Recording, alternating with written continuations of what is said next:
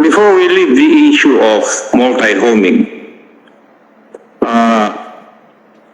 almost always, in the context of the pilot study, how can we assure that the riders be limited to one application, one app? Yun po yung issue eh. And which has not been answered in the answers of the different resource persons. May I know the opinion of the LTFRB? Before the answer, the Honorable is recognized. I beg the indulgence of the Chair. Yes, I'd like to be clarified before you answer the Chair. Because I seem to recall in answer to the query of the Congresswoman Trans Castro, the Chair of the TWG stated that multi-homing is not a violation. That under present rules, it is not a violation, because we have to make it clear, is it a violation or is it not a violation? I seem to recall, I think if we consult the stenographer, I think I distinctly recall the chairman of the LTFRB say that at present, under present rules, under the pilot study, multi-homing is not yet a violation. Mr. Chair, may I answer? This is just a pilot study, Mr. Congressman. So for now, we're studying all angles of this, and in my technical working group, we do not see this yet as a violation. Yes, thank you for the clarification, because that was what I recall earlier. And then when asked whether you are investigating violators, you also said that you are presently investigating violators. So which is which? Is it a violation? So that there is an investigation of violators, or it is not yet a violation since this is still a pilot study? We have to make that clear, because we are already saying violation this and violation that, when in the first place we are not clear whether under the pilot study, in the understanding of the technical working group, this is a violation or not. Mr. Chair, may I answer? What I would like to elaborate is that we are looking into cases where a certain individual is employee or works for these three ride-hailing companies. Though we do not classify that as a violation, we take that as a part of our pilot study, which we will submit to this honorable House later on to the honorable committee for your own evaluation. Thank you, Mr. Chair, for the clarification. In other words, you're trying to tell the members of this committee that any rider can apply for the three apps. For the moment, yes, sir, they can. And therefore, it is not considered a violation. Not yet, Mr. Chair. Even if they work for 12 hours, it is not a violation. Mr. Chair, Sandali, you wait for your turn, please, and you wait that the chair would recognize you.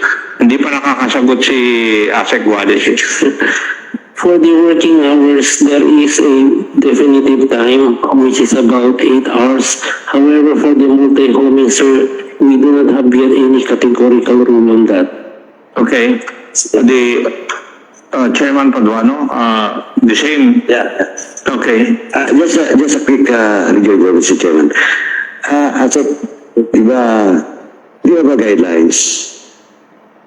Yes, sir, we do have a guideline. That was approved by the technical working group. Yes, sir, we do. Okay, what is your guidelines?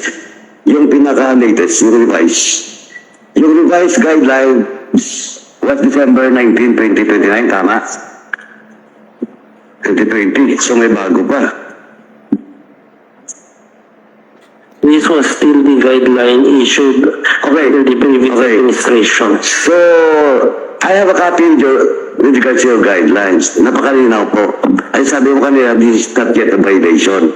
But of course, the operation supposedly, though this is just a pilot project, dapat sinusunod natin yung guidelines, di ba? Yes, Mr. Chair.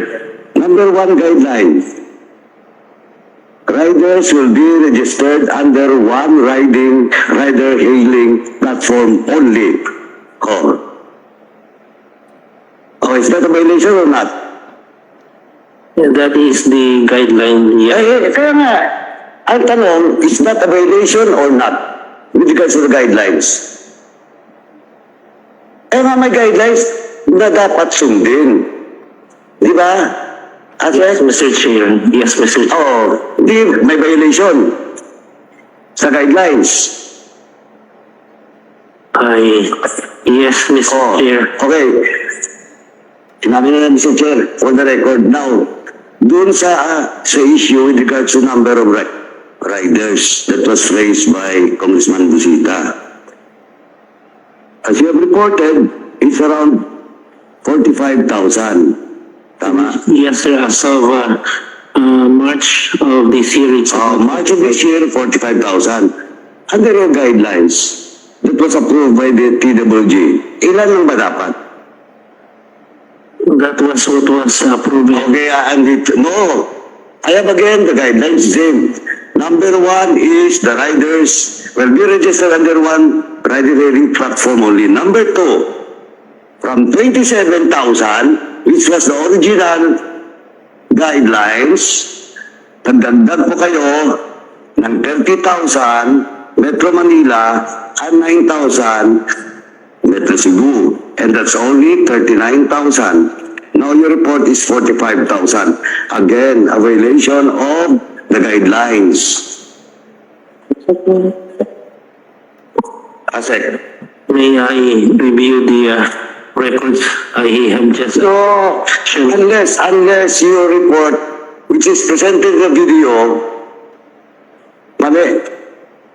I stand firm by my report, sir. It's not your report, so you violated the guidelines. You are only allowed 39,000. 30,000 in Metro Manila, 9,000 in Metro Cebu.